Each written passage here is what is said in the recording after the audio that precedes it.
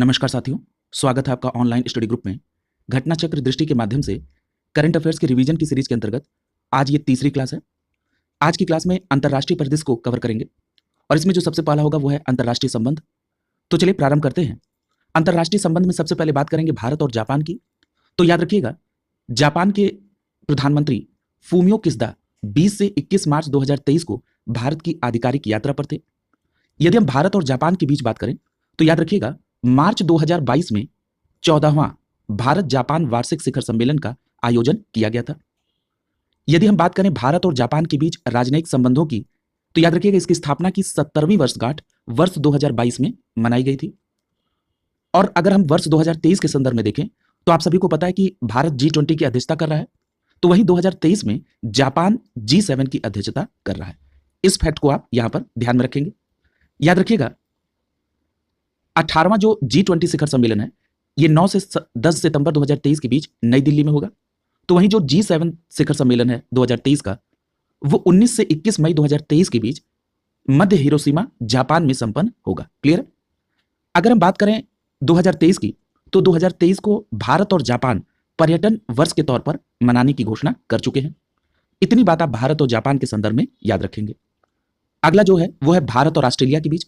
याद रखिएगा, ऑस्ट्रेलिया के प्रधानमंत्री का नाम है एंथोनी अल्बनीज, और ये जो ऑस्ट्रेलिया के प्रधानमंत्री एंथोनी अल्बनीज हैं, ये भारत की आधिकारिक यात्रा पर थे 8 से 11 मार्च 2023 के बीच। और याद रखिएगा, जापान के प्रधानमंत्री 9 मार्च 2023 को नरेंद्र मोदी स्टेडियम अहमदाबाद में बॉर्डर गावस्कर ट्रॉफी के चौथे और अंतिम टेस्ट मैच को देखने के लिए उपस्थित हुए थे। और यदि हम बात करें 10 मार्च 2023 को भारत और ऑस्ट्रेलिया के बीच वार्षिक शिखर सम्मेलन की, तो याद रखिएगा ये पहला वार्षिक शिखर सम्मेलन था भारत और ऑस्ट्रेलिया के बीच, जो कि नई दिल्ली में 10 मार्च 2023 को संपन्न हुआ। इस दौरान भारत और ऑस्ट्रेलिया के बीच कितने दस्तावेजों का आदान प्रदान किया गया? तो याद रखेंगे 4 प्रकार के दस्तावेजों का आदान प्रदान किया गया। अब यह जानना जरूरी है कि ये 4 प्रकार के दस्तावेज किस संदर्भ में थे। तो याद रखिएगा, इसमें पहला दिया गया है ऑडियो विजुअल सह उत्पादन समझौता, दूसरा है खेल में सहयोग पर समझौता, तीसरा है नवाचार में सहयोग बढ़ाने के लिए भारत के अटल इनोवेशन मिशन और ऑस्ट्रेलिया के राष्ट्रमंडल वैज्ञानिक और औद्योगिक अनुसंधान संगठन के बीच समझौते ज्ञापन पर हस्ताक्षर हुआ। इसके अलावा 2 कार्यबलों, एक सोलर टास्क फोर्स और दूसरा है हरित हाइड्रोजन टास्क फोर्स, इनकी भी स्थापना पर दोनों देशों के बीच सहमति हुई है। देखिए, कई बार जब राष्ट्राध्यक्ष की यात्रा होती है और उसके संदर्भ में प्रश्न बनता है, तो ये कथन में इस प्रकार के प्रश्न बन जाते हैं कि जैसे पूछ लिया जाएगा कि सोलर टास्क फोर्स और हरित हाइड्रोजन टास्क फोर्स की स्थापना के लिए किन 2 देशों के बीच सहमति बनी थी, तो आपका सीधा जवाब क्या होगा? भारत और ऑस्ट्रेलिया के बीच। और याद रखिएगा, भारत और ऑस्ट्रेलिया के नवाचार पारितंत्र को एक साथ लाने के लिए भारत ऑस्ट्रेलिया नवाचार प्रौद्योगिकी चुनौती की भी घोषणा की गई थी। क्लियर? यहां एक बात और याद रखिएगा कि 1 मार्च 2023 को 15 दिवसीय प्रथम जनरल रावत भारत ऑस्ट्रेलिया युवा अधिकारी रक्षा विनिमय कार्यक्रम का भी आरंभ किया गया था। क्लियर? तो ये भी याद रखेंगे आप। अब यहां पर अगला जो तथ्य है वो है डिकिन विश्वविद्यालय भारत में अपनी शाखा खोलने वाली पहली विश्वविद्यालय होगी। और याद रखिएगा, ये 3 मार्च 2023 को ऑस्ट्रेलिया के डिकिन विश्वविद्यालय को भारत में अपनी अंतर्राष्ट्रीय शाखा खोलने की मंजूरी प्राप्त हुई है। और यह पहला विश्वविद्यालय होगा जिसकी कोई शाखा भारत में स्थापित होगी। वो विश्वविद्यालय का नाम क्या है? डिकिन विश्वविद्यालय। और कहां का है? ऑस्ट्रेलिया का। ये जरूर आप याद रखेंगे। यहां पर एक बात और याद रखिएगा, ये जो डिकिन विश्वविद्यालय की शाखा भारत में खुलेगी, ये कहां पर खुलेगी? तो याद रखिएगा, गिफ्ट सिटी गांधीनगर गुजरात में यह शाखा खोली जाएगी। और इसकी स्थापना की मंजूरी किससे मिली? तो याद रखिएगा, अंतर्राष्ट्रीय वित्तीय सेवा केंद्र प्राधिकरण अर्थात IFSCA के द्वारा इसकी मंजूरी मिल गई है। अगला देखिए, यहां पर बात होगी भारत और ऑस्ट्रेलिया के बीच जो ECTA का करार हुआ है। सबसे पहले तो आपको यह समझना होगा कि ECTA क्या है। तो ECTA का फुल फॉर्म होता है economic cooperation and trade agreement. Clear? ये जो ऑस्ट्रेलिया और भारत के बीच में economic cooperation and trade agreement हुआ, यानी आर्थिक सहयोग और व्यापार समझौता, इसे लागू कब किया गया? 29 दिसंबर 2022 को। क्लियर? तो ये भी बात ध्यान में रखेंगे। और ये दोनों देशों के बीच हस्ताक्षरित कब हुआ? 2 अप्रैल 2022 को। क्लियर? ऑस्ट्रेलिया और भारत के बीच ये जो ECTA का समझौता हुआ है, इसके पूर्व भारत ने UAE के साथ व्यापक आर्थिक साझेदारी समझौता किया है। ये व्यापक आर्थिक साझेदारी समझौता क्या है? इसको इंग्लिश में कहते हैं comprehensive economic partnership agreement. Clear? यानी जो ECTA का समझौता हुआ वो भारत और ऑस्ट्रेलिया के बीच, और जो भारत और UAE के बीच समझौता हुआ वो कौन सा है? CEPA यानी comprehensive economic partnership agreement. Clear? तो ये दोनों बातें आप यहां पर ध्यान रखेंगे। अगला जो टॉपिक है वो है भारत और भूटान के संदर्भ में। याद रखिएगा भूटान के जो नरेश हैं उनका नाम क्या है? उनका नाम है जिग्मे शेखर नामग्याल वांगचुक। क्या नाम है? जिग्मे शेखर नामग्याल वांगचुक। ये भारत की आधिकारिक यात्रा पर थे 3 से 5 अप्रैल 2023 के बीच। याद रखिएगा भारत और भूटान की 13वीं पंचवर्षीय योजना में सहयोग को लेकर सहमति बनी है। क्लियर? यहां पर आपको जो प्रमुख रूप से ध्यान रखना है, जो भारत और भूटान के बीच जो जल विद्युत परियोजना के निर्माण पर सहमति बनी है, कई बार आपसे उस जल विद्युत परियोजना का नाम देकर यह पूछ लिया जाता है कि यह किन दो देशों के बीच है। तो यहां पर सीधी बात आप ध्यान रखेंगे कि मांग देछू, क्या नाम है? मांग देछू। मांग देछू जल विद्युत परियोजना किसके बीच है? भारत और भूटान के बीच। क्लियर? यह भूटान में निर्मित होगी भारत के सहयोग से। और ये जो मांग देछू जल विद्युत परियोजना है इसकी क्षमता कितनी है? 720 मेगावाट। क्लियर? यहां पर एक बात और याद रखिएगा कि भूटान में भारत के सहयोग से कुछ अन्य परियोजनाएं भी चल रही हैं मांग देछू जल विद्युत परियोजना के अतिरिक्त। इसमें आपको पहला नाम याद रखना है पुनात सांगछू फर्स्ट जल विद्युत परियोजना। क्या नाम है? पुनात सांगछू फर्स्ट जल विद्युत परियोजना। क्लियर? तो ये भारत और भूटान के बीच है। इसके अलावा याद रखिएगा कि पुनात सांगछू सेकंड जल विद्युत परियोजना, ये भी भारत और भूटान के बीच। इसके अलावा खोलो गछू जल विद्युत परियोजना, ये भी भारत और भूटान के बीच। और सूखा जल विद्युत परियोजना, ये भी भारत और भूटान के बीच है। ये बात भी आप बिल्कुल स्पष्ट याद रखेंगे। यहां पर एक बात और महत्वपूर्ण हुई भारत और भूटान के बीच में, वो है सीमा पारिक रेल लिंक निर्माण का प्रस्ताव। याद रखिएगा भारत और भूटान के बीच एक रेल लिंक पर भी प्रस्ताव सामने आया है। और ये जो रेल लिंक होगा ये भारत और भूटान के बीच पहला रेल लिंक होगा। क्लियर? तो ये बात भी आप याद रखेंगे। पूछा जा सकता है कि सीमा पारिक रेल लिंक का जो प्रस्ताव है ये किन दो देशों के बीच सहमति बनी, जो कि पहला रेल लिंक प्रस्ताव होगा इन दोनों देशों के बीच, तो वह है भारत और भूटान के बीच। ये जो रेल लिंक है ये कोकराझार असम को गेलेफू भूटान से जोड़ेगा। क्लियर? अगला जो है वो है भारत और इटली। याद रखिएगा इटली के प्रधानमंत्री का नाम है जॉर्जिया मेलोनी। क्या नाम है? Giorgia Meloni. ये नाम आप याद रखेंगे। और इटली परीक्षा के दृष्टिकोण से बहुत महत्वपूर्ण है, अभी हम लोग आगे चर्चा करेंगे। 2 से 3 मार्च 2023 के बीच ये जो इटली के प्रधानमंत्री जॉर्जिया मेलोनी है ये भारत की यात्रा पर थी। यहां पर एक बात याद रखिएगा कि ये जो जॉर्जिया मेलोनी है इटली की प्रधानमंत्री, इन्होंने 8वें रायसीना संवाद 2023 में मुख्य अतिथि और मुख्य वक्ता के रूप में भाग लिया। देखिए मेरा यह मानना है कि यह प्रश्न आने की पूरी संभावना है। आपसे यह प्रश्न सीधा पूछा जाएगा कि 8वें रायसीना संवाद 2023 में मुख्य अतिथि के तौर पर किसे बुलाया गया? तो याद रखिएगा इटली की प्रधानमंत्री मेलोनी को। क्लियर? यहां पर एक बात और याद रखिएगा कि भारत और इटली के बीच जो राजनयिक संबंध है इसकी स्थापना की 75वीं वर्षगांठ 2023 में मनाई गई। तो यह भी बात आप याद रखेंगे। प्रश्न ऐसे भी पूछा जाता है कि 2023 में किन दो देशों के बीच राजनयिक संबंध की 75वीं वर्षगांठ बनाई गई, तो आपका सीधा जवाब क्या हो जाएगा? भारत और इटली के बीच। क्लियर? अगला देखिए, याद रखिएगा जब इटली की प्रधानमंत्री भारत की यात्रा पर थी तो यहां पर कुछ समझौते भी हुए। वो किस प्रकार के समझौते थे? इसमें विज्ञान प्रौद्योगिकी और अकादमी के संदर्भ में समझौता, इसके अलावा प्रवासन और गतिशीलता के संदर्भ में समझौता, भारत इटली स्टार्टअप ब्रिज की घोषणा की गई। क्लियर? और रविंद्र भारती विश्वविद्यालय कोलकाता और कोलकाता स्थित इटली के वाणिज्य दूतावास के बीच भी समझौता हुआ है। क्लियर? तो ये बात भी आप यहां पर याद रखेंगे। अगला जो एग्रीमेंट हुआ है वो भारत और जर्मनी के बीच। जरा भारत और जर्मनी के बीच देखिए, जर्मनी के चांसलर का नाम क्या है? तो याद रखिएगा जर्मनी के चांसलर का नाम है ओलाफ सोल्ज। क्लियर? और ये जो जर्मनी के चांसलर ओलाफ सोल्ज है ये 25 से 26 फरवरी 2023 के बीच भारत की राजकीय यात्रा पर थे। यहां पर एक बात याद रखिएगा कि उन्होंने भारत की राजकीय यात्रा में सबसे पहले नई दिल्ली वो पहुंचे और उसके बाद उन्होंने बेंगलुरु की भी यात्रा की थी। इस तरह भी प्रश्न पूछ लिया जाता है कि हाल ही में फरवरी माह 2023 में किस देश के राष्ट्राध्यक्ष ने बेंगलुरु का दौरा किया? तो आपका जवाब क्या होगा? जर्मनी के चांसलर ओलाफ सोल्ज ने। क्लियर? ये बात भी आप यहां पर ध्यान रखेंगे। और ये जो जर्मनी के चांसलर ओलाफ सोल्ज हैं ये इनकी पहली भारत की आधिकारिक यात्रा थी। अगला है, और एक बात और याद रखिएगा, ये जो जर्मनी की चांसलर भारत आई थी इनकी यात्रा के दौरान दोनों देशों के बीच में नवाचार और प्रौद्योगिकी के लिए विभिन्न समझौते हुए।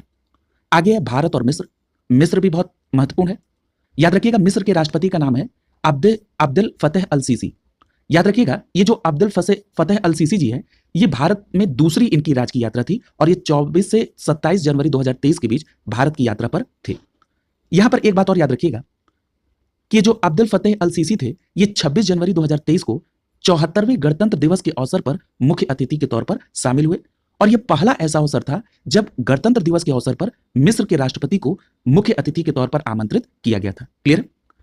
अब यहां पर एक बात और याद रखिएगा कि भारत और मिस्र के बीच जो राजनयिक संबंध हैं, इनकी भी स्थापना की 75वीं वर्षगांठ 2023 में मनाई गई। तो आप इन दोनों देशों के साथ जो 75वीं वर्षगांठ ये 2023 में मनाई गई, आप ये जरूर याद रखेंगे। क्लियर है? यहां पर एक बात और याद रखिएगा कि मिस्र को G20 की अध्यक्षता के दौरान अतिथि देश के रूप में भी आमंत्रित किया गया। क्लियर है? अगला देखिए। और जो ये मिस्र के राष्ट्रपति भारत की यात्रा पर थे, अब्दुल फतेह अल सीसी, इन्होंने 5 प्रकार के MOU पर हस्ताक्षर किए। अब ये जो 5 प्रकार के MOU भारत और मिस्र के बीच में हुए, वो किस किस क्षेत्र में? तो साइबर सुरक्षा के क्षेत्र में, सूचना प्रौद्योगिकी के क्षेत्र में, संस्कृति के क्षेत्र में, युवा मामलों के क्षेत्र में और प्रसारण के क्षेत्र में। क्लियर है? अगला देखिए। यहां पर एक तथ्य और बहुत महत्वपूर्ण है, याद रखिएगा। सितंबर 2023 में मिस्र में एक त्रिसेवा अभ्यास होना है। सबसे पहले तो ये आपको जानना जरूरी है कि वो त्रिसेवा अभ्यास का नाम क्या है। उसका नाम है ब्राइट स्टार। यानी ये जो ब्राइट स्टार त्रिसेवा अभ्यास है, ये कहां पर होगा? मिस्र में। क्लियर है? कब होगा? सितंबर 2023 में। और मिस्र ने भारत को भी इसमें आमंत्रित किया है। क्लियर है? तो ये भी याद रखेंगे। अगला जो है वो है भारत और बांग्लादेश के बीच। याद रखिएगा, 5 से 8 सितंबर 2022 के बीच बांग्लादेश की प्रधानमंत्री शेख हसीना भारत की राजकीय यात्रा पर थी। अब देखते हैं कि इनके भारत आने पर क्या क्या समझौता हुआ। तो यहां पर एक बात और याद रखिएगा कि अजमेर राजस्थान में सूफी संत ख्वाजा मोइनुद्दीन चिश्ती जी की दरगाह है। उस दरगाह पर भी बांग्लादेश की प्रधानमंत्री गई थी। इसके अलावा आपको यह भी ध्यान रखना है कि भारत और बांग्लादेश की सीमा पर बहने वाली कुशियारा नदी के पानी निकासी पर भी इन दो देशों के बीच में समझौता हुआ। तो आपसे यह सीधा प्रश्न पूछा जाएगा कि जो कुशियारा नदी है, ये किन दो देशों की सीमा पर प्रवाहित होती है, या यह पूछ लिया जाएगा कि कुशियारा नदी कि पानी के संदर्भ में जो समझौता हुआ है, ये किन दो देशों के बीच हुआ। तो आपका सीधा जवाब क्या हो जाएगा? भारत और बांग्लादेश के बीच। क्लियर है? यहां पर एक बात और याद रखिएगा, ये जो कुशियारा नदी है, ये वाराक नदी की शाखा है। क्लियर है? किस नदी की शाखा है? वराक नदी की शाखा है, जो कि असम से होकर बांग्लादेश में प्रवाहित होती है। यहां पर भारत और बांग्लादेश के बीच में एक तथ्य और आपको ध्यान में रखना होगा कि मैत्री ऊर्जा संयंत्र की पहली इकाई का भी अनावरण किया गया। क्लियर है? किसकी यात्रा के दौरान? बांग्लादेश के प्रधानमंत्री की भारत यात्रा के दौरान। किसका अनावरण किया गया? मैत्री ऊर्जा संयंत्र का। तो ये भी बात आप ध्यान रखेंगे। और ये जो मैत्री ऊर्जा संयंत्र एस्टैब्लिश हुआ है, ये टोटल 1320 मेगावाट का होगा। इसमें 660 मेगावाट के 2 प्लांट एस्टैब्लिश किए जाएंगे। और ये सुपर क्रिटिकल कोयला आधारित ताप ऊर्जा संयंत्र है। क्लियर है? जो कि बांग्लादेश के खुलना डिवीजन के रामपाल में स्थित है। क्लियर है? तो ये भी आप यहां पर याद रखेंगे। एक बात और याद रखिएगा, आपसे यह भी प्रश्न पूछा जा सकता है कि रूपसा रेल पुल का जो उद्घाटन हुआ, ये किन दो देशों के बीच सहमति से हुआ। तो याद रखिएगा, भारत और बांग्लादेश के बीच। क्लियर है? ये भी याद रखेंगे कि ये जो रूपसा रेल पुल का उद्घाटन है, ये भारत और बांग्लादेश से संबंधित है। और इसकी जो कुल लंबाई है वो है 5.13 किलोमीटर। इतनी बात आप यहां पर याद रखेंगे। अगला जो टॉपिक है वो है भारत बांग्लादेश मैत्री पाइपलाइन।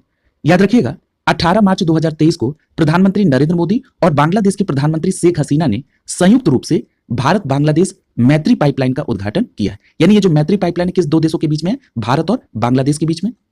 याद रखिएगा, इसको शॉर्ट फॉर्म में IBFP कहते हैं। I for India, B for Bangladesh, F for partnership and P for pipeline. Clear? और इसकी आधारशिला 2018 में रखी गई थी। यहां पर एक बात और याद रखिएगा, ये जो भारत बांग्लादेश मैत्री पाइपलाइन है, ये पाइपलाइन नुमालीगढ़ रिफाइनरी लिमिटेड के सिलीगुड़ी स्थित विपणन टर्मिनल से बांग्लादेश पेट्रोलियम कॉर्पोरेशन पावर्तीपुर डिपो तक विस्तृत है। तो ये भी बात याद रखेंगे कि ये नुमालीगढ़ रिफाइनरी लिमिटेड के सिलीगुड़ी स्थित विपणन टर्मिनल से बांग्लादेश के पेट्रोलियम कॉर्पोरेशन पावर्तीपुर डिपो तक है। और इसकी कुल लंबाई कितनी है? 131.57 किलोमीटर। क्लियर? अगला जो है वो है अंतरराष्ट्रीय प्रकरण। अंतरराष्ट्रीय प्रकरण में आप सबसे पहले देखेंगे टाइम 100 सर्वाधिक प्रभावशाली व्यक्ति 2023 की रिपोर्ट। यहां पर एक बात याद रखिएगा कि टाइम मैगजीन ने 13 अप्रैल 2023 को 2023 के लिए अपनी एक रिपोर्ट दी 100 सर्वाधिक प्रभावशाली व्यक्तियों की। ये इनका जो 20वां संस्करण था। और याद रखिएगा, ये जो टाइम 100 की सूची थी, ये 6 श्रेणियों में विभक्त थी। क्लियर? याद रखेंगे। अब इसमें एक जो असाधारण व्यक्ति की श्रेणी थी, इस असाधारण व्यक्ति की श्रेणी में पद्म लक्ष्मी जी का नाम प्रमुखता से आपको ध्यान में रखना है, क्योंकि ये जो पद्म लक्ष्मी है, ये भारतीय मूल की अमेरिकी लेखिका, अभिनेत्री, मॉडल और टेलीविजन होस्ट है। क्लियर? इनको इसमें शामिल किया गया है। किसमें? असाधारण व्यक्ति की कैटेगरी में। क्या नाम है? पद्म लक्ष्मी। क्लियर? इसके अतिरिक्त जो आपको महत्वपूर्ण ध्यान में रखना है वो है आइकॉन की श्रेणी। याद रखिएगा, इस आइकॉन की श्रेणी में कुल 15 लोगों को स्थान मिला है, जिसमें भारतीय अभिनेता शाहरुख खान को भी शामिल किया गया। क्लियर? तो ये भी याद रखेंगे। एक श्रेणी है मार्गदर्शक की। इस मार्गदर्शक की श्रेणी में भारतीय फिल्म निर्देशक SS राजामौली को भी शामिल किया गया। क्लियर? तो इन तीनों लोगों का नाम उनकी श्रेणी सहित आप याद रखेंगे। अगला जो है वो है फिनलैंड नाटो का 31वां सदस्य बना है। देखिए, यहां से भी प्रश्न बनने की पूरी संभावना है। याद रखिएगा, सबसे पहले तो आपको नाटो के संदर्भ में एक बेसिक इंफॉर्मेशन जरूर होनी चाहिए। नाटो का फुल फॉर्म है North Atlantic Treaty Organization. Clear? कई बार यह भी पूछ लेता है कि नाटो किस प्रकार का संगठन है, तो याद रखिएगा नाटो एक राजनीतिक और सैन्य गठबंधन है। क्लियर? और इसमें यूरोप और उत्तरी अमेरिका सहित कुल 31 देश इसमें शामिल हैं। अगर आपसे यह प्रश्न पूछा जाए कि ये जो नाटो है इसकी आधारशिला कब रखी गई, तो याद रखिएगा 4 अप्रैल 1949। कब? 4 अप्रैल 1949 को उत्तरी अटलांटिक संधि पर हस्ताक्षर के साथ नाटो की आधारशिला रखी गई। याद रखिएगा, इसे ये जो उत्तरी अटलांटिक संधि है इसे वॉशिंगटन संधि भी कहते हैं। तो ये भी पूछा जा सकता है कि निम्नलिखित में से किसकी स्थापना वॉशिंगटन संधि के तहत हुई, तो आपका जवाब क्या होगा? नाटो की स्थापना। और नाटो की स्थापना कब हुई? 4 अप्रैल 1949 को। इतनी बात आप यहां पर नाटो के संदर्भ में बेसिक तौर पर जरूर याद रखेंगे। अगला देखिए, अब मूल बात करते हैं किसके बारे में? फिनलैंड के बारे में। क्योंकि 4 अप्रैल 2023 को फिनलैंड को नाटो का 31वां सदस्य बनाया गया। 30वें सदस्य के बारे में अगर हम बात करें तो उत्तरी मेसिडोनिया नाटो का 30वां सदस्य बना था। क्लियर? तो आपने 30वां भी देख लिया और 31वां आपको प्रमुखता से याद रखना है फिनलैंड के बारे में। अगर आपसे यह प्रश्न पूछ लिया जाए कि नाटो का मुख्यालय कहां पर है, तो आपका जवाब क्या होगा? ब्रुसेल्स, बेल्जियम में। क्लियर? तो यहां पर फिनलैंड नाटो का 31वां सदस्य बना। इसके साथ ही साथ नाटो के संदर्भ में जो बेसिक इंफॉर्मेशन है ये आपको जरूर याद रखनी होगी, क्योंकि मेरा ऐसा मानना है कि यहां से प्रश्न बनेगा। अगला जो है वो है विश्व प्रसन्नता रिपोर्ट 2023। याद रखिएगा, ये जो विश्व प्रसन्नता रिपोर्ट 2023 है, सबसे पहले तो आपको यह पूछा जा सकता है कि ये किसके द्वारा रिपोर्ट जारी की जाती है। तो याद रखिएगा, इस रिपोर्ट का जो प्रकाशन है वो UNSDSN द्वारा होता है, अर्थात यूनाइटेड नेशन पोषणी विकास समाधान नेटवर्क के द्वारा। और याद रखिएगा, ये पहली बार 2012 में ये विश्व प्रसन्नता रिपोर्ट जारी की गई थी। क्लियर? और ये जो विश्व प्रसन्नता रिपोर्ट आती है इसमें जो डाटा होता है ये गैलप वर्ल्ड पोल के डेटा को उपयोग में लेता है। क्लियर? इतनी बेसिक इंफॉर्मेशन आपको जरूर पता होनी चाहिए। और याद रखिएगा, ये जो वर्ल्ड हैप्पीनेस रिपोर्ट 2023 है ये 20 मार्च 2023 को आई और किसके द्वारा जारी की गई? UNSDSN द्वारा। अगर आप इसका इंग्लिश में फुल फॉर्म देखना चाहते हैं तो यहां इसको देख लीजिए, United nation sustainable development solution network. Clear? तो ये जरूर आप याद रखेंगे। अब हम बात करते हैं ये जो 2023 में विश्व प्रसन्नता रिपोर्ट है ये इसका कौन सा संस्करण था, तो ये इसका 11वां संस्करण था। और ये जो विश्व प्रसन्नता रिपोर्ट है ये कितने कारकों पर आधारित है, तो याद रखिएगा ये 6 कारकों पर आधारित है। ये जो विश्व प्रसन्नता रिपोर्ट 2023 है इसमें 137 देशों को शामिल किया गया है। अगला देखिए, याद रखिएगा विश्व प्रसन्नता रिपोर्ट में शॉर्ट फॉर्म इसको कहते हैं WHR 2023। इसमें जो सबसे शीर्ष पर देश है वो है फिनलैंड। और फिनलैंड के संदर्भ में एक बात और याद रखिएगा कि लगातार 6वीं बार फिनलैंड को यहां पर नंबर 1 स्थान मिला है।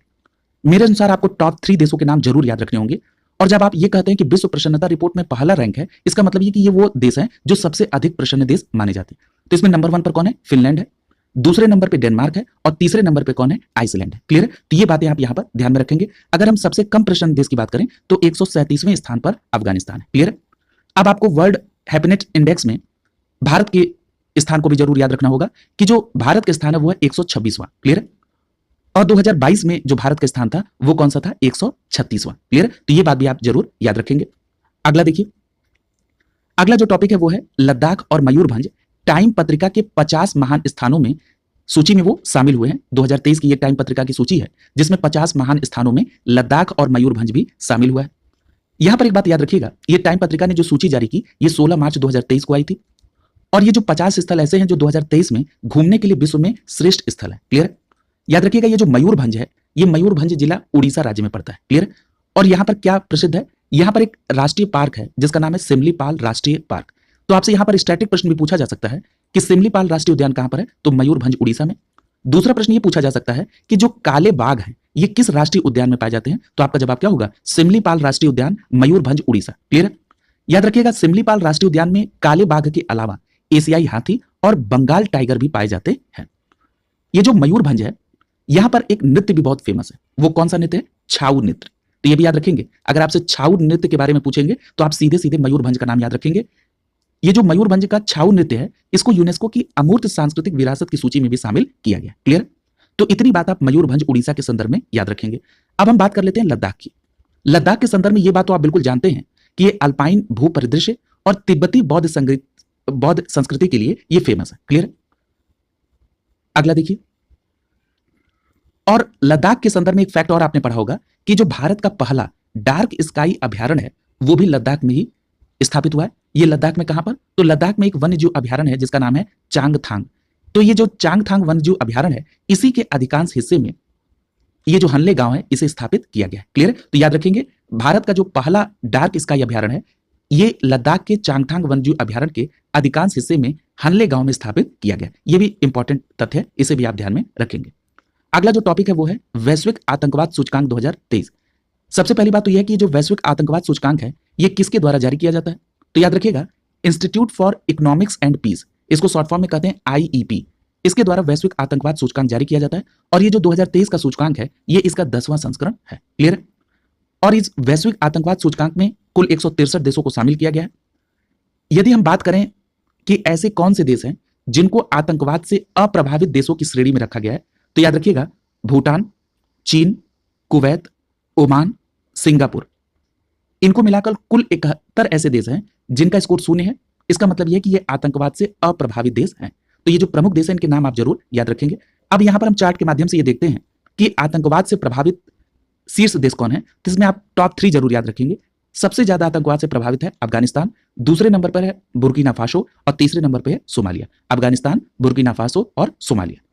अगर हम बात करें भारत की तो आतंकवाद से प्रभावित ये जो सूची है इसमें भारत का जो स्थान है वो है 13वां। क्लियर? तो ये भी बात याद रखेंगे। और भारत का स्कोर कौन सा है? 7.175। क्लियर है? तो याद रखेंगे भारत का 13वां स्थान है। अगला देखिए, अगला जो है वो है अंतरराष्ट्रीय शस्त्र हस्तांतरण प्रवृत्तियां 2022।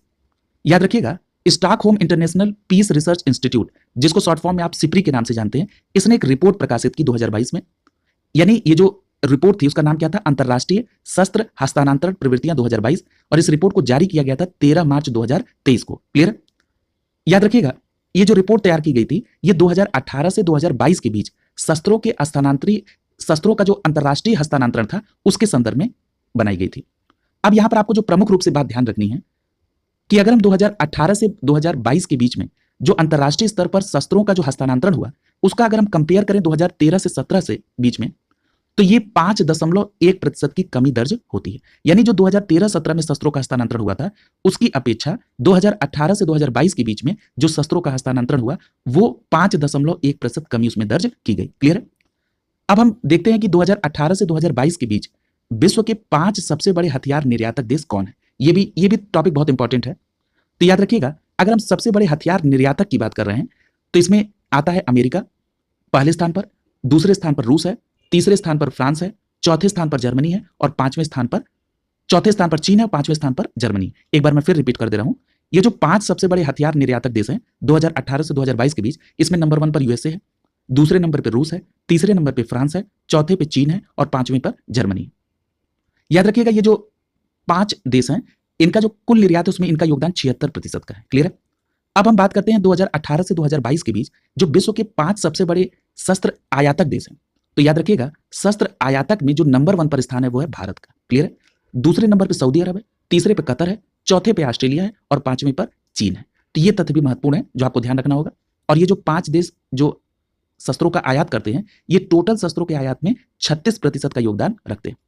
इसका मतलब ये हो गया कि विश्व में शस्त्रों का जो सबसे बड़ा आयातक है वो कौन है? भारत। अब यहां पर एक तथ्य और ध्यान रखिए भारत के संदर्भ में, यहां से स्टेटमेंट टाइप का प्रश्न बन सकता है कि यदि आपसे पूछा जाए कि 2013 से 2017 के बीच जो शस्त्रों का आयात किया गया था इसकी तुलना में जो 2018 से 2022 के बीच शस्त्रों का आयात किया गया भारत में उसमें कितनी कमी या वृद्धि हुई, तो याद रखिएगा उसमें कमी हुई है। कितने प्रतिशत की? 11% की कमी हुई है। क्लियर? तो ये बात भी आप ध्यान रखेंगे। अगर आपसे यह प्रश्न पूछा जाए कि 2018 से 2022 में भारत का सबसे बड़ा हथियार आपूर्ति देश कौन था, तो आपका जवाब क्या होगा? रूस। क्लियर है? और भारत को जो कुल शस्त्र आयात किए हैं रूस ने, जो कुल शस्त्र आयात हुए उसमें रूस की हिस्सेदारी कितनी है? 45%। ये भी तथ्य आपको पता होना चाहिए। अगर हम रूस के बाद देखें भारत को हथियार आपूर्ति करने वाले देश की, तो दूसरे स्थान पर आता है फ्रांस, तीसरे स्थान पर अमेरिका। यानी एक लाइन में अगर मैं इसको समराइज कर दूं तो आप ये कह सकते हैं कि 2018 से 2022 के बीच भारत को हथियार आपूर्ति करने वाले देशों का जो क्रम है वो नंबर 1 पर रूस है, दूसरे पे फ्रांस है और तीसरे पे अमेरिका है। क्लियर? यहां पर एक तथ्य और जानकर आप इस टॉपिक को यहीं कंप्लीट कर लेंगे कि 2017 से 2021 के बीच जो शीर्ष 25 निर्यातक शस्त्रों के थे उसमें भारत शामिल था, लेकिन 2018 से 2022 में ये जो सूची है इससे भारत बाहर हो गया। क्लियर? तो ये बात भी आप यहां पर ध्यान रखेंगे। अगला जो टॉपिक है वो है 95वां ऑस्कर पुरस्कार 2023। देखिए जो अकादमी पुरस्कार है इसे ऑस्कर के नाम से भी जाना जाता है। क्लियर? अगर हम प्रथम ऑस्कर पुरस्कार की बात करें तो जो प्रथम ऑस्कर पुरस्कार था उसका वितरण 16 मई 1929 को हुआ। और ये कहां पर हुआ? हॉलीवुड रूजवेल्ट होटल कैलिफोर्निया में। क्लियर? और ये जो पुरस्कार था ये किसके द्वारा प्रदान किया जाता है प्रतिवर्ष? तो याद रखिएगा, academy of motion pictures arts and sciences के द्वारा। इसको शॉर्ट फॉर्म में कहते हैं AMPAS, academy of motion pictures arts and sciences.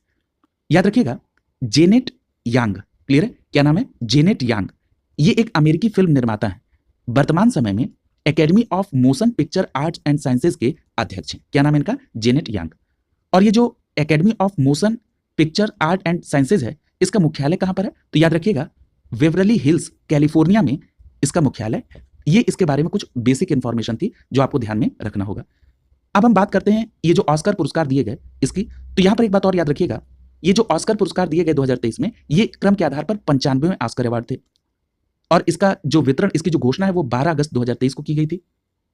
अब आपको यहां पर जो याद रखना है, Everything Everywhere All at Once film के बारे में याद रखिएगा। ये जो Everything Everywhere All at Once film है, इसके जो निर्देशक हैं वो कौन है? डेनियल क्वान और डेनियल स्किनर्ट। क्या नाम है? डेनियल क्वान और डेनियल स्किनर्ट। इनके द्वारा निर्देशित ये जो Everything Everywhere All at Once film है, इसने सर्वाधिक 7 ऑस्कर पुरस्कार अपने नाम किए हैं। ये फैक्ट बिल्कुल याद होना चाहिए। क्लियर? अब यहां पर अगर हम बात करें, ये जो फिल्म है Everything Everywhere All at Once, ये जो फिल्म है ये मल्टीवर्स यानी कई ब्रह्मांड का एक काल्पनिक समूह, इस पर आधारित ये अमेरिकी कॉमेडी ड्रामा फिल्म है। इसे सर्वश्रेष्ठ फिल्म का ऑस्कर पुरस्कार दिया गया। क्लियर? और याद रखिएगा, इस फिल्म के डेनियल क्वान और डेनियल स्किनर्ट ने सर्वश्रेष्ठ निर्देशक का पुरस्कार भी जीता है। क्लियर? तो ये भी बात ध्यान में आप रखेंगे। यहां पर एक बात और याद रखिएगा, ये जो Everything Everywhere All at Once film है, इसमें अभिनेत्री की जो भूमिका है वो एक मलेशियाई अभिनेत्री ने निभाई थी, जिनका नाम क्या है? उनका नाम है मिशेल योह। इनको सर्वश्रेष्ठ अभिनेत्री का भी ऑस्कर पुरस्कार मिला है। क्लियर? क्या नाम है? मिशेल योह। क्लियर? और याद रखिएगा, ये जो मिशेल योह है, ये सर्वश्रेष्ठ अभिनेत्री का ऑस्कर पुरस्कार जीतने वाली पहली एशियाई महिला है। और अगर आप ये जानना चाहते हैं कि सर्वश्रेष्ठ अभिनेता का पुरस्कार किसने जीता, तो याद रखिएगा उनका नाम क्या है? उनका नाम है ब्रेंडन फ्रेजर, जिन्होंने द वेल में परफॉर्मेंस किया था अभिनेता के तौर पर। यहां पर एक बात और याद रखिएगा कि अगर आपसे यह प्रश्न पूछ लिया जाए कि सर्वश्रेष्ठ अंतरराष्ट्रीय फीचर फिल्म का पुरस्कार किसको मिला, तो आपका जवाब क्या होगा? All quite on the western front.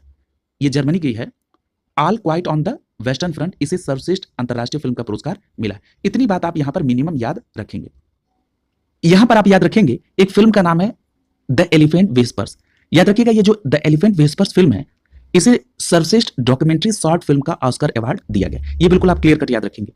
और ये जो द एलिफेंट व्हिस्पर्स फिल्म है, जिसे डॉक्यूमेंट्री शॉर्ट फिल्म का अवार्ड मिला ऑस्कर में, इसके निर्देशक कौन? तो याद रखिएगा, इसकी निर्देशिका है कीर्तिका गोंजाल्विस। क्या नाम है? कीर्तिका गोंजाल्विस। ये तीनों बातें आप महत्वपूर्ण है जिसको आप ध्यान में रखेंगे। याद रखिएगा, ये तमिल भाषा की फिल्म है, इसके निर्देशक कीर्तिका गोंजाल्विस। ये आप देखें। निर्माता की बात करें तो निर्माता कौन है? गुनीत मोंगा। क्लियर? इन दोनों लोगों ने स्टेज पर जाकर पुरस्कार लिया। और ये जो द एलिफेंट व्हिस्पर्स है, इसकी कहानी एक आदिवासी जोड़े की है, और उस आदिवासी जोड़े का नाम क्या है? बोमन और वेली। ये जो आदिवासी जोड़ा है, इन्होंने मुदुमलाई टाइगर रिजर्व में रहने वाली हाथी के अनाथ बच्चे, जिसका नाम है रघु, उसको गोद लेकर उसे पाल पोसकर बड़ा किया। इस पर यह पूरी मूवी आधारित है। क्लियर? तो यहां पर याद रखेंगे, जो आदिवासी जोड़ा है उसका नाम क्या है? बोमन और बेली। और ये मुदुमलाई टाइगर रिजर्व में रहने वाली हाथी के अनाथ बच्चे रघु के गोद लेकर लालन पालन करने पर यह पूरी मूवी आधारित है, जिसका नाम है द एलिफेंट व्हिस्पर्स। क्लियर? यहां पर एक बात और याद रखिएगा, इस ऑस्कर में एक और भारत की तरफ से अचीवमेंट हुआ। वो क्या हुआ? एस राजामौली के निर्देशन में एक फिल्म बनी, जो कि एक तेलुगु फिल्म है, उसका नाम है RRR। यानी ये जो तेलुगु फिल्म RRR है, इसका निर्देशन किसने किया? SS राजामौली ने। इसी फिल्म का एक गीत है जिसका नाम है नाटू नाटू। इस नाटू नाटू गीत को सर्वश्रेष्ठ संगीत ओरिजिनल सॉन्ग की श्रेणी में ऑस्कर पुरस्कार दिया गया। ये भी याद रखेंगे। और ये जो नाटू नाटू गीत है, इसके संगीतकार का नाम क्या है? तो इसके संगीतकार का नाम है M कीरावानी। इसके गीतकार का नाम क्या है? चंद्र बोस। इन लोगों ने स्टेज पर जाकर अवार्ड को लिया था। किसने? गीत का जो संगीतकार है M कीरावानी और गीतकार चंद्र बोस। क्लियर? अगर हम इस फिल्म में गायक की बात कर लें तो राहुल सिमलीगंज और काल भैरव इस गीत में गायक है। क्लियर? तो ये बात आप जरूर याद रखेंगे कि नाटू नाटू ने सर्वश्रेष्ठ मौलिक गीत यानी ओरिजिनल सॉन्ग का ऑस्कर पुरस्कार जीता है। एक बात और याद रखिएगा नाटू नाटू के संदर्भ में, कि जो 80वां गोल्डन ग्लोब अवार्ड 2023 है, इसमें बेस्ट सॉन्ग मोशन पिक्चर श्रेणी में नाटू नाटू को विजेता घोषित किया गया। तो इन दोनों अवार्डों को आप ध्यान रखेंगे जिन्होंने अपना अवार्ड नाटू नाटू को दिया है। अगला देखिए, यहां पर एक बात और याद रखिएगा, ये जो 95वां ऑस्कर पुरस्कार था, इस ऑस्कर पुरस्कार में जो ऑस्कर प्रेजेंटेटर्स थे, यानी जिन्होंने प्रस्तुतकर्ता की थी, यानी जिन्होंने उद्घोषणाएं की, उसमें जो लोग शामिल थे उसमें भारत की दीपिका पादुकोण भी उसमें शामिल थी। यानी ऑस्कर प्रेजेंटेटर्स में दीपिका पादुकोण भी शामिल थी 95वें ऑस्कर पुरस्कार के दौरान। अगर हम यहां पर बात कर रहे हैं प्रस्तुतकर्ताओं की यानी प्रेजेंटेटर्स की, तो याद रखिएगा ऑस्कर के मंच पर 1980 में प्रस्तुतकर्ता के तौर पर पहुंचने वाली जो पहली भारतीय अभिनेत्री थी, उनका नाम क्या था? उनका नाम था परसिस खंबाटा। क्या नाम था? परसिस खंबाटा। 1980 में परसिस खंबाटा के बाद जो ऑस्कर में प्रस्तुतकर्ता के तौर पर दूसरी भारतीय अभिनेत्री गई थी वो थी प्रियंका चोपड़ा, और ये कब गई थी? 2016 में। और उसके बाद अब इस बार 2023 में 95वें ऑस्कर अवार्ड में प्रेजेंटेटर्स के तौर पर दीपिका पादुकोण भारत की तरफ से गई थी। तो ये पूरी बात आप यहां पर ध्यान में रखेंगे। अगला देखिए, अगला जो सूचकांक है वो है लेगाटम समृद्धि सूचकांक 2023। याद रखिएगा ये जो लेगाटम समृद्धि सूचकांक है इसे लेगाटम इंस्टीट्यूट के द्वारा प्रतिवर्ष जारी किया जाता है। क्लियर? और ये जो लेगाटम सूचकांक है ये वैश्विक समृद्धि और मानव स्वतंत्रता के विस्तार को बढ़ावा देने के लिए जारी किया जाता है। 27 फरवरी 2023 को ये लेगाटम समृद्धि सूचकांक जारी हुआ, और याद रखिएगा ये इसका 16वां संस्करण था। और ये जो लेगाटम समृद्धि सूचकांक है ये 8 क्षेत्रों पर आधारित है और इसमें 167 देशों को रैंकिंग दी गई। क्लियर है? अब हम यहां देखते हैं कि इसमें कितने स्तंभ हैं, तो इसमें 12 स्तंभ हैं। ये भी बात आप ध्यान में रखेंगे। यदि हम यहां पर प्रथम 3 देशों के नाम को देखें कि इस विश्व समृद्धि सूचकांक में नंबर 1 पर कौन है, तो याद रखिएगा इसमें नंबर 1 पर डेनमार्क है। इसके बाद इसमें दूसरे नंबर पर स्वीडन है और तीसरे नंबर पर इसमें नॉर्वे आता है। क्लियर? यानी 2023 में विश्व समृद्धि सूचकांक में डेनमार्क शीर्ष पर रहा। और अगर बात कर लीजिए अंतिम स्थान की, तो जो दक्षिणी सूडान है वो अंतिमवें स्थान पर यानी 167वें स्थान पर है। और ये जो विश्व समृद्धि सूचकांक में डेनमार्क नंबर 1 पर है, तो वहीं पर आप दूसरे नंबर पर स्वीडन को याद रखेंगे और तीसरे नंबर पर नॉर्वे को। क्लियर? अगला देखिए, याद रखिएगा ये जो लेगाटम समृद्धि सूचकांक 2023 है, अगर हम इसमें भारत के स्थान को देखें तो इसमें भारत का 103वां स्थान है। ये 2023 में 103वां है। अगर हम 2022 की बात करें तो लेगाटम समृद्धि सूचकांक में भारत का स्थान 100वां था। ये भी बात आप याद रखेंगे। अगर ये प्रश्न पूछ लिया जाए कि लेगाटम समृद्धि सूचकांक 2023 में किस क्षेत्र को सर्वाधिक समृद्ध क्षेत्र घोषित किया गया, तो एक लाइन में याद रखिएगा पश्चिमी यूरोप को विश्व का सर्वाधिक समृद्ध क्षेत्र घोषित किया गया। किसको? पश्चिमी यूरोप को। अगला देखिए, अगला सूचकांक है आर्थिक स्वतंत्रता सूचकांक 2023। देखिए जब सूचकांक से पहले प्रश्न बनते थे तो वो सीधे प्रश्न पूछ लिए जाते थे कि इस सूचकांक में भारत का कौन सा स्थान है या किसके द्वारा जारी किए जाते हैं। लेकिन अब ये जो प्रश्न सूचकांक से बन रहे हैं, आप इसमें देखेंगे कि ये ज्यादातर स्टेटमेंट टाइप के प्रश्न होते हैं और इसमें केवल सीधा भारत का संदर्भ नहीं रहता है, या तो उस संस्थान के स्टैटिक पार्ट से प्रश्न रहता है या किसके द्वारा जारी किया गया। यानी इसमें भारत की रैंकिंग के अलावा भी इसमें कुछ तथ्य जोड़कर प्रश्न पूछे जा रहे हैं। क्लियर? तो हम बात कर रहे थे आर्थिक स्वतंत्रता सूचकांक 2023 की। तो याद रखिएगा ये जो आर्थिक स्वतंत्रता सूचकांक है ये सर्वप्रथम 1995 में इसकी वार्षिक रिपोर्ट आई थी। और याद रखिएगा इसका प्रकाशन वॉशिंगटन डीसी में स्थित किस फाउंडेशन के द्वारा किया गया था? The heritage foundation. क्लियर? यानी द हेरिटेज फाउंडेशन के द्वारा, जो कि अमेरिका में है, इसके द्वारा आर्थिक स्वतंत्रता सूचकांक सर्वप्रथम 1995 में प्रकाशित किया गया। याद रखिएगा ये जो आर्थिक स्वतंत्रता सूचकांक है ये 4 व्यापक नीतिगत क्षेत्रों में विभक्त 12 मात्रात्मक और गुणात्मक घटकों पर आधारित है। क्लियर? अब हम बात करते हैं ये जो 2023 में आर्थिक स्वतंत्रता सूचकांक आया है ये इसका कौन सा संस्करण है? तो याद रखिएगा ये 29वां संस्करण है। क्लियर है? और इसमें 184 स्वायत्त देशों को शामिल किया गया है। यहां जो सबसे महत्वपूर्ण बात है कि 4 देश ऐसे हैं जिनको अत्यधिक उच्च आर्थिक स्वतंत्रता स्कोर, उच्च आर्थिक स्वतंत्रता स्कोर का मतलब 80 या उससे अधिक दिया गया। इस प्रकार उन्हें आर्थिक रूप से स्वतंत्र की श्रेणी में रखा गया। तो आपसे यह प्रश्न पूछा जा सकता है कि आर्थिक रूप से स्वतंत्र श्रेणी में किन देशों को रखा गया? तो 4 देश हैं, सिंगापुर, स्विट्जरलैंड, आयरलैंड और ताइवान। क्लियर है? याद रखिएगा अगर हम बात करें प्रायः गैर स्वतंत्र श्रेणी की यानी मोस्टली अनफ्री कैटेगरी की, तो इसमें 65 अर्थव्यवस्थाओं को रखा गया है।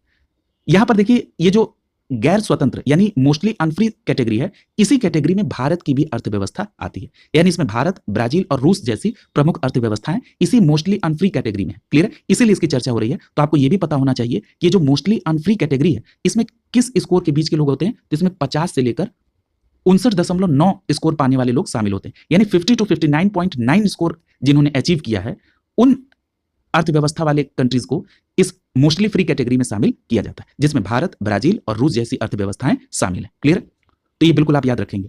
यहां पर एक बात है और याद रखिए, अगर आपसे यह प्रश्न पूछ लिया जाए कि विश्व की सबसे स्वतंत्र अर्थव्यवस्था कौन है, तो आपका जवाब क्या होगा? सिंगापुर। अभी आपने देखा भी। अगर आपसे यह प्रश्न पूछा जाए कि विश्व की आर्थिक स्वतंत्रता सूचकांक 2023 में भारत का कौन सा स्थान है, तो याद रखिएगा भारत का 131वां स्थान है आर्थिक स्वतंत्रता सूचकांक 2023 में। अगला जो टॉपिक है वो है Bharat the agriculture innovation mission for climate में शामिल हो गया। अब यहां पर एक बात याद रखिएगा, ये जो the agriculture innovation mission for climate है, इसको शॉर्ट फॉर्म में आप क्या कहते हैं, AIM4C। क्लियर? यानी agriculture innovation mission for climate. Clear? यानी AIM का मतलब क्या हो गया, A for agriculture, I for innovation, M for mission, for का मतलब FOR और C का मतलब क्लाइमेट। क्लियर? याद रखिएगा जो AIM4C है, ये संयुक्त राज्य अमेरिका और संयुक्त अरब अमीरात की एक संयुक्त पहल है। क्लियर? तो अगर आपसे यह प्रश्न पूछ लिया जाए कि AIM4C किसकी संयुक्त पहल है, तो अमेरिका और UAE की। क्लियर? और इस पहल की जो शुरुआत है, ये शुरुआत ग्लासगो यूके में जलवायु राष्ट्रीय संयुक्त राष्ट्र जलवायु परिवर्तन सम्मेलन 2021 यानी COP26 जो कि ग्लासगो यूके में संपन्न हुआ, उसी में इस पहल की शुरुआत की गई थी। क्लियर है? तो ये भी बात पूछी जा सकती है कि जो अमेरिका और UAE के बीच में जो AIM4C प्लान जो है, ये जो पहल है, इसकी शुरुआत कहां पर हुई, तो COP26 जो कि 2021 में हुआ, कहां पर, ग्लासगो यूके में, इसी में इसकी शुरुआत की गई थी। क्लियर है? तो ये बिल्कुल फैक्ट याद रखेंगे आप। यहां पर एक तथ्य और याद रखिएगा इसके संदर्भ में कि जो AIM4C है, ये 5 वर्षों के लिए यानी 2021 से 2025 के बीच जलवायु स्मार्ट कृषि और खाद्य प्रणालियों में नवाचार के लिए निवेश और समर्थन को बढ़ाना चाहता है। यानी इसका ड्यूरेशन कितना है, 5 वर्ष का, 2021 से 25 तक। ये बात आप जरूर याद रखेंगे। अब यहां पर एक बात और याद रखिएगा कि वर्तमान समय में AIM4C के 47 सदस्य हैं। क्लियर? और अगर हम बात करें 22 फरवरी 2023 को भारत के शामिल होने के लिए, तो याद रखिएगा 22 जनवरी 2023 को ही भारत एक आशय पत्र पर हस्ताक्षर करके AIM4C में शामिल हो गया है। भारत अबू धाबी में आयोजित I2U2 समूह के पहले बिजनेस फोरम के दौरान AIM4C में शामिल हुआ था। क्लियर? अब उसने इस आशय पत्र पर हस्ताक्षर करके अब वो ये इसमें शामिल हो गया। क्लियर? और वर्तमान में अगर पूछा जाए कि AIM4C में कितने सदस्य हैं, तो आपका जवाब क्या होगा, 47। क्लियर? यहां पर एक बात और याद रखिएगा, ये जो AIM4C है, या इसको आप कहते हैं AIM फॉर क्लाइमेट, इसका जो समिट होगा 2023 में, ये 8 से 30 मई 2023 के बीच होगा। क्लियर? तो ये इसकी मेजबानी कौन करेगा, तो इसकी मेजबानी अमेरिका के द्वारा की जाएगी, वॉशिंगटन DC में इसका आयोजन किया जाएगा। तो ये भी फैक्ट आप यहां पर ध्यान में रखेंगे। कई बार इस प्रकार के भी प्रश्न बनते हैं कि जो कई ऐसे समिट है जो आगामी है, वहां से भी सीधे प्रश्न आपको पूछ लिए जाते हैं। अगला टॉपिक है अंतरराष्ट्रीय बौद्धिक संपदा सूचकांक 2023। याद रखिएगा ये जो अंतरराष्ट्रीय बौद्धिक संपदा सूचकांक है, इसे अमेरिकी वाणिज्यिक संस्थान US चैम्बर्स ऑफ कॉमर्स के से संबद्ध एक ग्लोबल इनोवेशन पॉलिसी सेंटर के द्वारा जारी किया जाता है। क्लियर? और कब से जारी किया जा रहा है, 2012 से। क्लियर? यानी अंतरराष्ट्रीय बौद्धिक संपदा सूचकांक US चैम्बर्स ऑफ कॉमर्स से संबद्ध ग्लोबल इनोवेशन पॉलिसी सेंटर के द्वारा 2012 से इसे जारी किया जा रहा है। और इसमें 50 विभिन्न संकेतकों के आधार पर 55 देशों के बौद्धिक संपदा अवसंरचना का मूल्यांकन किया गया है। क्लियर? तो ये भी बात ध्यान में रखेंगे। अब यहां पर एक बात याद रखिएगा, ये जो 2023 में रिपोर्ट आई है वैश्विक बौद्धिक संपदा सूचकांक की, ये इसका कौन सा संस्करण था, तो याद रखिएगा 11वां संस्करण था। क्लियर? अब आइए हम इसमें अंतरराष्ट्रीय बौद्धिक संपदा 2023 में टॉप 3 देशों को देख लें। तो इसमें नंबर 1 पर कौन है, अमेरिका, दूसरे नंबर पे UK, तीसरे नंबर पे फ्रांस। यानी ये 3 ऐसे राष्ट्र हैं जो अंतरराष्ट्रीय बौद्धिक संपदा में टॉप 3 पर हैं। यानी टॉप पर कौन है, अमेरिका, दूसरे टॉप पर कौन है, यूनाइटेड किंगडम, और उसके बाद फ्रांस। अगला देखिए, अगर हम बात कर लें बौद्धिक संपदा सूचकांक 2023 में अंतिम स्थान पर कौन है, तो याद रखिएगा 55वें स्थान पर वेनेजुएला है और 54वें स्थान पर इसमें रूस है। क्लियर है? याद रखिएगा ये जो अंतरराष्ट्रीय बौद्धिक संपदा सूचकांक 2023 है, अगर हम इसमें 55 देशों की सूची में भारत का स्थान देखें तो भारत का स्थान 42वां है। क्लियर? और इसका समग्र स्कोर क्या है, 38.64%। क्लियर? तो ये भी बात आप ध्यान रखेंगे। और ये जो भारत का स्थान 42वां है, वो इस सूचकांक में किस प्रकार की अर्थव्यवस्था की श्रेणी में आता है, तो याद रखिएगा भारत की जो श्रेणी है वो है निम्न मध्यम आय वाली अर्थव्यवस्था की। कौन सी है, निम्न मध्यम आय वाली अर्थव्यवस्था की भारत की श्रेणी है। अगला जो सूचकांक है वो भ्रष्टाचार बोध सूचकांक 2022 है। याद रखिएगा ये जो भ्रष्टाचार बोध सूचकांक है, इसे 1995 से ट्रांसपेरेंसी इंटरनेशनल के द्वारा प्रतिवर्ष जारी किया जाता है। ये जो भ्रष्टाचार बोध सूचकांक, इसमें 180 देश शामिल हैं और इसमें जो सूचकांक में जो स्कोर दिए जाते हैं, अंक दिए जाते हैं, वो 0 से 100 तक दिए जाते हैं। 0 का मतलब होता है सर्वाधिक भ्रष्ट, ये भी बात याद रखिएगा। 0 स्कोर का मतलब है कि सर्वाधिक भ्रष्ट और 100 अंक का मतलब है सर्वाधिक ईमानदार। ये बात बिल्कुल आप क्लियर कट याद रखेंगे। अब आइए जरा इसकी बेसिक इंफॉर्मेशन को। ये जो भ्रष्टाचार बोध सूचकांक है, ये इसका 28वां संस्करण है। क्लियर है? और याद रखिएगा भ्रष्टाचार बोध सूचकांक 2022 में जो डेनमार्क है, इसका स्कोर 90 है और ये शीर्ष स्थान पर है, और जो सोमालिया है वो सबसे निचले स्थान पर है। ये बात आप याद रखेंगे कि डेनमार्क सबसे शीर्ष स्थान पर, शीर्ष स्थान का मतलब ये होगा कि यहां पर भ्रष्टाचार बहुत कम है, ना के बराबर है, और वहीं सोमालिया निचले स्थान पर, इसका मतलब यह है कि ये सबसे यहां पर सर्वाधिक भ्रष्टाचार है इन राष्ट्रों के बीच में। क्लियर है? यहां पर लिखा है, देखिए पहला स्कोर यहां पर पहले रैंक पर डेनमार्क है, दूसरे पे फिनलैंड है और उसके बाद दूसरे पे ही न्यूजीलैंड है। क्लियर? तो इसको बात याद रखेंगे। अगला देखिए, अभी आपने देखा कि जो सर्वाधिक भ्रष्टाचार वाला देश है वो कौन है? सोमालिया। इसकी रैंकिंग 180वीं है। यदि हम इसमें भ्रष्टाचार बोध सूचकांक में भारत की स्थिति को देख लें तो इसमें भारत का स्थान कौन सा है? 85वां। याद रखेंगे, यानी 40 अंक पाकर भारत भ्रष्टाचार बोध सूचकांक 2022 में 85वें स्थान पर है। यदि आपसे 2021 के बारे में पूछा जाए तो यह भी याद रखिएगा कि भ्रष्टाचार बोध सूचकांक 2021 में भी भारत की रैंकिंग 85वीं ही थी। क्लियर है? अगला देखिए, अगला जो है, भारत वासेनार व्यवस्था का अध्यक्ष बना है। याद रखिएगा, ये जो वासेनार व्यवस्था है ये एक बहुपक्षीय स्वैच्छिक निर्यात नियंत्रण व्यवस्था है। क्लियर है? और ये पारंपरिक हथियारों और दोहरे उपयोग वाली वस्तुओं की और तकनीकों के हस्तांतरण की निगरानी करता है। अब प्रश्न उठता है, ये जो वासेनार नाम है ये कहां से आया? तो याद रखिएगा, वासेनार नाम द हेग नीदरलैंड में स्थित एक उपनगर के नाम से इसका नाम लिया गया है। और यह समझौता कब हस्ताक्षरित हुआ था? 1995 में। और इसकी जो औपचारिक शुरुआत है वो कभी 1996 में। अगर आपसे पूछा जाए कि वासेनार इसका सचिवालय कहां पर है तो इसका सचिवालय वियना ऑस्ट्रिया में है। कहां पर है? वियना ऑस्ट्रिया में। और इस व्यवस्था में कितने सदस्य हैं? 42। और याद रखिएगा, इसमें भारत जो सदस्य बना था वो 2017 में बना था। क्लियर? यदि हम संयुक्त राष्ट्र के 4 स्थायी सदस्यों की बात कर लें जो इस व्यवस्था के सदस्य हैं तो उसमें रूस है, अमेरिका है, फ्रांस है और यूके। क्लियर? चीन इस व्यवस्था में सदस्य नहीं है। क्लियर? और आप सभी जानते हैं कि जो 5 स्थायी सदस्य हैं उसमें चीन भी शामिल है, लेकिन चीन इस व्यवस्था का, वासेनार व्यवस्था का सदस्य नहीं है। अब यहां पर आइए, ये जो वासेनार की व्यवस्था में पूर्ण अध्यक्षता ग्रहण करने की बात है तो वो भारत ने 1 जनवरी 2023 को आधिकारिक तौर पर अध्यक्षता ग्रहण की। यानी 1 जनवरी 2023 को भारत ने आधिकारिक तौर पर वासेनार व्यवस्था में पूर्ण सत्र की अध्यक्षता ग्रहण की है। याद रखिएगा, 30 नवंबर से 1 दिसंबर 2022 के मध्य वियना में वासेनार की व्यवस्था की 26वीं वार्षिक पूर्व बैठक का आयोजन किया गया था। क्लियर? यानी जो पूर्व बैठक हुई थी वो कहा? वियना में। क्लियर? और ये वासेनार व्यवस्था की 26वीं वार्षिक बैठक थी। क्लियर? याद रखिएगा, ये जो भारत को वासेनार व्यवस्था की अध्यक्षता दी गई है इसका कार्यकाल कितने वर्ष का होगा? तो इसका कार्यकाल 1 वर्ष का होगा। ये 1 जनवरी 2023 से 31 दिसंबर 2023 तक भारत की अध्यक्षता वासेनार की रहेगी। याद रखिएगा, भारत ने आयरलैंड से वासेनार व्यवस्था के पूर्ण सत्र की अध्यक्षता ग्रहण की। यानी भारत ने जो वासेनार की अध्यक्षता ली, किससे ली? आयरलैंड से। क्लियर? याद रखिएगा, यह पहला अवसर है जब भारत किसी बहुपक्षीय निर्यात नियंत्रण व्यवस्था का अध्यक्ष बना है। क्लियर? तो इतनी बात आप यहां पर ध्यान में रखेंगे। यहां पर एक चार्ट के माध्यम से कुछ अन्य बहुपक्षीय निर्यात नियंत्रण व्यवस्थाओं की जिक्र किया गया, जैसे सांगर समिति। ये जो सांगर समिति ये भी एनपीटी निर्यात समिति के नाम से इसे जाना जाता है। इसमें 39 सदस्य हैं और भारत इसका सदस्य नहीं है। अगर हम बात करें एनएसजी की, यानी न्यूक्लियर सप्लायर ग्रुप की, तो एक परमाणु आपूर्तिकर्ता देशों का समूह है। इसकी स्थापना 1974 में हुई और इसमें 48 सदस्य हैं। यदि हम ऑस्ट्रेलिया समूह की बात करें तो ये भी एक अनौपचारिक मंच है। इसकी स्थापना 1985 में हुई और 2018 में भारत इस समूह का सदस्य बना था। और वर्तमान में ऑस्ट्रेलिया समूह के सदस्य देशों की संख्या 43 है। इसके बाद आता है मिसाइल प्रौद्योगिकी नियंत्रण व्यवस्था अर्थात MTCR। इसकी स्थापना 1987 में हुई।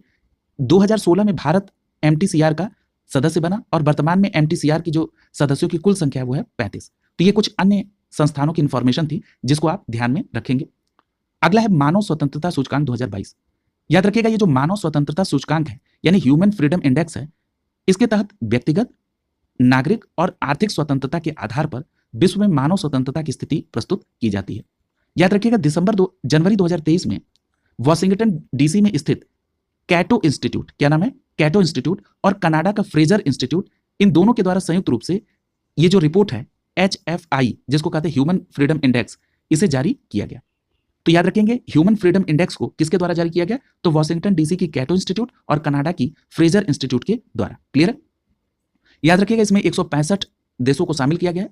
और HFI 2022 में जो नंबर 1 पर देश है वो है स्विट्जरलैंड, दूसरे नंबर पे न्यूजीलैंड है और तीसरे नंबर पे एस्टोनिया है। आप टॉप 3 देशों के नाम जरूर याद रखेंगे। अगर टॉप 3 याद ना हो पाए तो जो सबसे नंबर 1 पर है उसका नाम आप निश्चित तौर पर याद रखेंगे।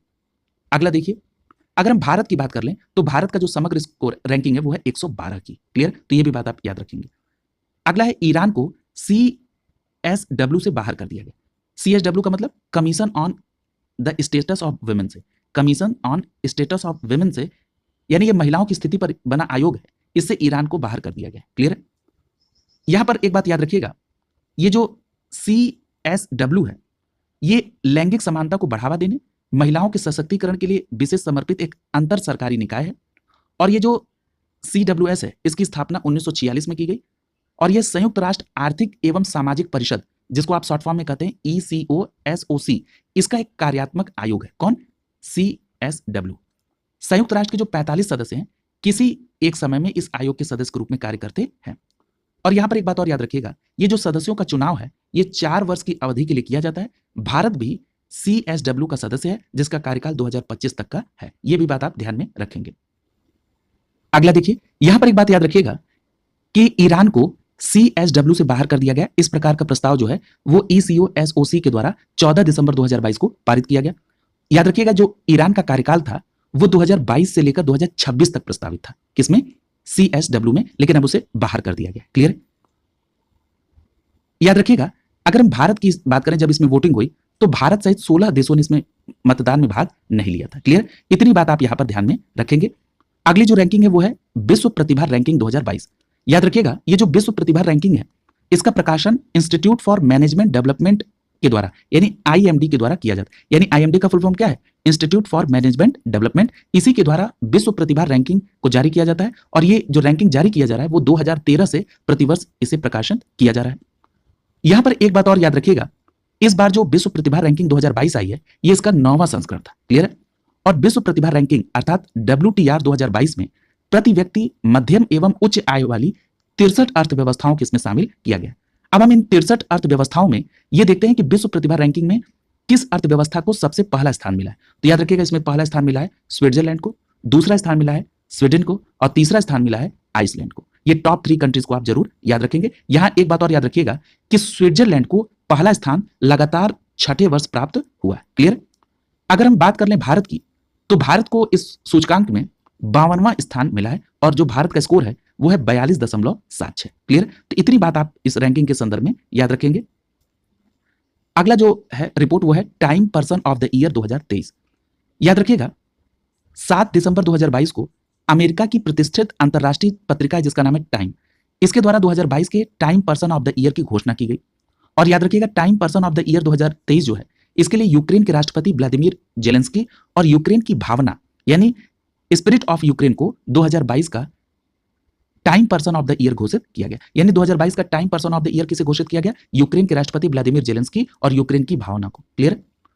अब आगे देखिए, यहां पर एक बात और याद रखिएगा कि मार्च 2022 में उनके साहस और वीरता के लिए उन्हें चेक गणराज्य के सर्वोच्च राजकीय सम्मान the order of the white lion से भी सम्मानित किया गया। किसकी बात हो रही है? जेलेंस्की की। यूक्रेन के राष्ट्रपति व्लादिमीर जेलेंस्की को चेक गणराज्य का जो सर्वोच्च राजकीय सम्मान है वो प्रदान किया गया। क्लियर है? उसका नाम क्या है? The order of the white lion. Clear? अगला देखिए, यहां एक बात और याद रखिएगा कि जुलाई 2022 में पोलैंड के जीवाश्म वैज्ञानिकों के एक समूह ने 150 वर्ष पुराने फेदर स्टार के जीवाश्म का नामकरण व्लादिमीर जेलेंस्की के नाम पर करने की घोषणा की है। क्लियर? तो ये भी बात आप याद रखेंगे कि फेदर स्टार के जीवाश्म का नामकरण व्लादिमीर जेलेंस्की के नाम पर करने की घोषणा की गई है। याद रखिएगा, ये जो फेदर स्टार है ये समुद्री जीवों का एक विलुप्त प्रजाति है। क्लियर? अगला देखिए, अगली जो रिपोर्ट है वो है फोर्ब्स पत्रिका की, जिसमें विश्व की 100 सर्वाधिक शक्तिशाली महिलाओं की सूची जारी की गई है। और याद रखिएगा, ये जो विश्व की 100 सर्वाधिक शक्तिशाली महिलाओं की सूची 2022 की है, ये इसका 19वां संस्करण है। कौन सा संस्करण है? 19वां है। अब ये प्रश्न उठता है, ये जो विश्व की 100 सर्वाधिक शक्तिशाली महिलाओं की सूची है फोर्ब्स की, इसमें नंबर 1 पर कौन है? तो याद रखिएगा, यूरोपीय आयोग की अध्यक्ष उर्सुला वॉन डेर लेयन जो कि जर्मनी की है, ये शीर्ष पर है। याद रखिएगा। और यूरोपीय सेंट्रल बैंक के अध्यक्ष क्रिस्टीन लैगार्डे ये दूसरे स्थान पर है। और संयुक्त राज्य अमेरिका की उपराष्ट्रपति कमला हैरिस तीसरे स्थान पर हैं। तो ये याद रखेंगे, ये विश्व की 100 सर्वाधिक शक्तिशाली महिलाओं की सूची में टॉप 3 के नाम है। नंबर 1 पे उर्सुला वॉन डेर लेयन, दूसरे नंबर पे क्रिस्टीन लैगार्डे और तीसरे नंबर पे कमला हैरिस है। क्लियर? अगला देखिए, यहां पर एक बात और याद रखिएगा कि 2022 में विश्व की जो सर्वाधिक शक्तिशाली महिलाओं की सूची थी, इसमें जॉर्जिया मेलोनी को, जो कि इटली की प्रथम महिला प्रधानमंत्री हैं, इनको पहली बार शामिल किया गया। क्लियर? अगला देखिए,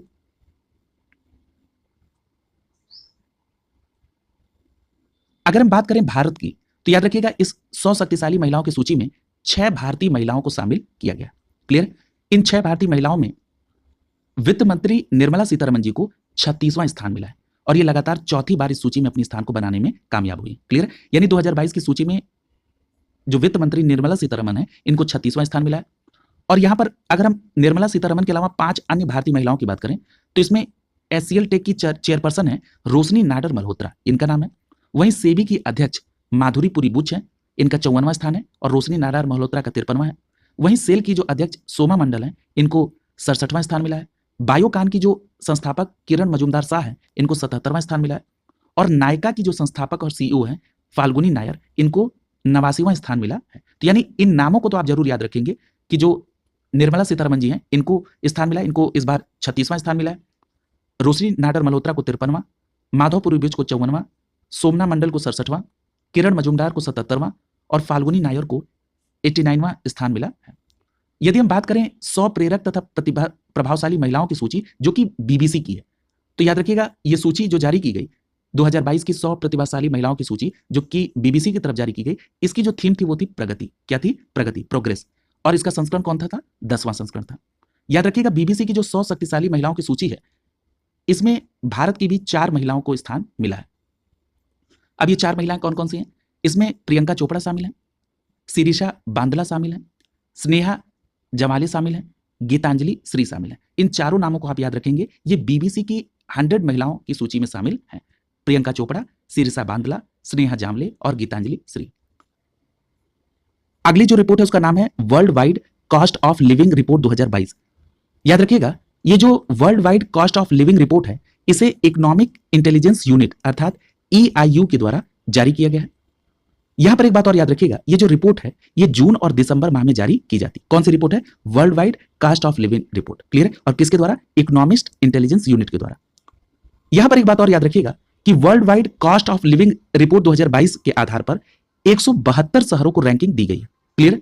और इन 172 शहरों की रैंकिंग में 2022 में सिंगापुर और न्यूयॉर्क को पहली रैंक दी गई है और ये विश्व में रहने के लिए सबसे महंगे शहर है। क्लियर? यानी 2022 में जो रैंकिंग दी गई उसमें पहली रैंक है सिंगापुर और न्यूयॉर्क की और ये विश्व में रहने वाले सबसे महंगे शहर है।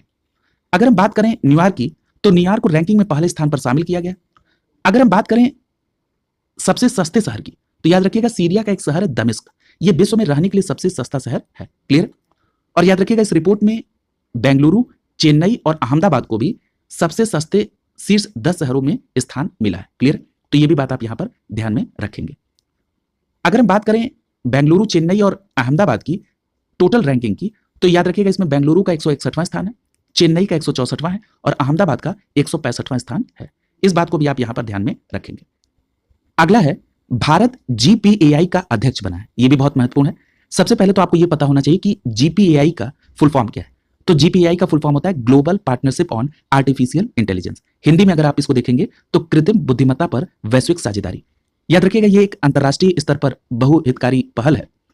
और यहां पर एक बात याद रखिएगा, अगर आपसे ये पूछा जाए कि GPAI को आधिकारिक तौर पर कब लॉन्च किया गया था, तो आपका सीधा जवाब होगा 15 जून 2020 को। यदि GPAI के सचिवालय की बात करें तो इसका सचिवालय पेरिस में है। और पेरिस में किस संगठन में? तो याद रखिएगा आर्थिक सहयोग और विकास संगठन अर्थात OECD में इसका सचिवालय है। GPAI के अगर संस्थापक सदस्यों की बात करें तो इनकी कुल संख्या 15 है। क्लियर?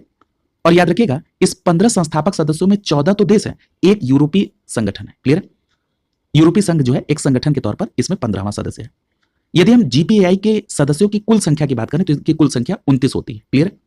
याद रखिएगा ये जो OECD है ये GPAI में स्थायी पर्यवेक्षक की भूमिका निभा रहा है और दिसंबर 2020 में यूनेस्को भी GPAI के पर्यवेक्षक के रूप में शामिल हुआ। यानी यहां पर आप OECD और यूनेस्को को GPAI के पर्यवेक्षक के रूप में ध्यान में रखेंगे। याद रखिएगा 21 से 22 नवंबर 2022 को इस GPAI के तीसरे शिखर सम्मेलन का आयोजन किया गया। कहां पर? टोक्यो, जापान में। तो याद रखेंगे तीसरे GPAI का फुल फॉर्म फिर एक बार क्लियर कर रहा हूं, global partnership on artificial intelligence.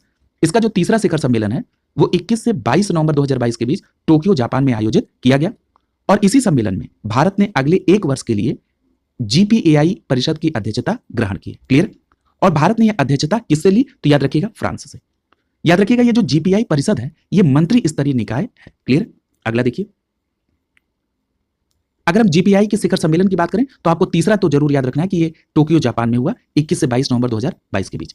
अगला जो सूचकांक है वो जलवायु परिवर्तन प्रदर्शन सूचकांक 2023। याद रखिएगा ये जो जलवायु परिवर्तन प्रदर्शन सूचकांक है इसको शॉर्ट फॉर्म में आप कहते हैं CCPI। क्लियर? यानी क्लाइमेट चेंज परफॉर्मेंस इंडेक्स। याद रखिएगा ये जो सूचकांक है इसका वार्षिक प्रकाशन 2005 से किया जा रहा है। क्लियर? और ये जो जलवायु परिवर्तन प्रदर्शन सूचकांक है, इसके तहत 59 देशों और एक यूरोपीय संघ को इसमें शामिल किया जाता है। इसमें 4 श्रेणियां होती हैं और 14 संकेतों के आधार पर इसमें इसका परफॉर्मेंस होता है। ये जो 4 श्रेणी, इसमें पहला है ग्रीन हाउस गैस उत्सर्जन, दूसरा है नवीकरणीय ऊर्जा, तीसरा है ऊर्जा उपयोग और चौथा है जलवायु नीति। क्लियर? याद रखिएगा, अगर हम बात करें जलवायु परिवर्तन प्रदर्शन सूचकांक 2023 की, तो इसको कॉप 27 के दौरान German watch, climate action network तथा न्यू क्लाइमेट इंस्टीट्यूट अर्थात NCI के द्वारा संयुक्त रूप से जारी किया गया। किसको? जलवायु परिवर्तन प्रदर्शन सूचकांक 2023 को। क्लियर? तो याद रखेंगे, ये जो जलवायु परिवर्तन सूचकांक 2023 है, ये कॉप 27 के दौरान German watch, climate action network और न्यू क्लाइमेट इंस्टीट्यूट के द्वारा संयुक्त रूप से जारी किया गया। और ये जो जलवायु परिवर्तन प्रदर्शन सूचकांक 2023 है, ये इसका 18वां संस्करण है। क्लियर? और याद रखिएगा, इसमें शीर्ष 3 स्थान पर कोई भी देश अपना स्थान नहीं बना पाया। क्लियर? यानी जलवायु परिवर्तन प्रदर्शन सूचकांक 2023 में टॉप 3 जो जगह वो खाली रही। कोई भी देश वैश्विक तापमान को 1.5 डिग्री सेल्सियस की सीमा के अंतर्गत रखने में अग्रसर नहीं हो पाया। और याद रखिएगा, जो डेनमार्क है, ये WCPI 2023 में सर्वोच्च रैंक हासिल की है और इसका स्थान कौन सा है? चौथा है। क्लियर? और ईरान का जो स्थान है वो अंतिमवां है, कौन सा? 63वां। तो ये बात आप इसके संदर्भ में जरूर याद रखेंगे। देखिए, मैंने आपसे बताया कि डेनमार्क चौथे स्थान पर है। और अगर हम भारत की स्थान की बात करें WCPI में, तो भारत का स्थान रैंकिंग कौन सी है? 8वीं। ये बात भी भारत के संदर्भ में आप जरूर याद रखेंगे। क्लियर है? देखिए, यहां पर लिखा भी है कि जलवायु परिवर्तन प्रदर्शन सूचकांक 2023 में भारत का कौन सा स्थान है? 8वां स्थान है। क्लियर है? यहां पर एक बात और याद रखिएगा कि भारत वर्ष 2022 की रिपोर्ट में 10वें स्थान पर था। क्लियर है? और 2021 में भी 10वां था, लेकिन 2023 के जलवायु परिवर्तन प्रदर्शन सूचकांक में भारत का स्थान कौन सा है? 8वां। ये बिल्कुल आप क्लियर कट याद रखेंगे। आपने अभी ऊपर देखा था कि 4 श्रेणियों में ये सूचकांक आता है। आइए जरा उन चारों श्रेणियों में भारत के स्थान को देख लेते हैं। अगर हम ग्रीन हाउस गैस उत्सर्जन की बात करें, तो इसमें भारत का स्थान 9वां है। ओवरऑल रैंकिंग भारत की 8वीं है। नवीकरणीय ऊर्जा के संदर्भ में भारत का स्थान 24वां है।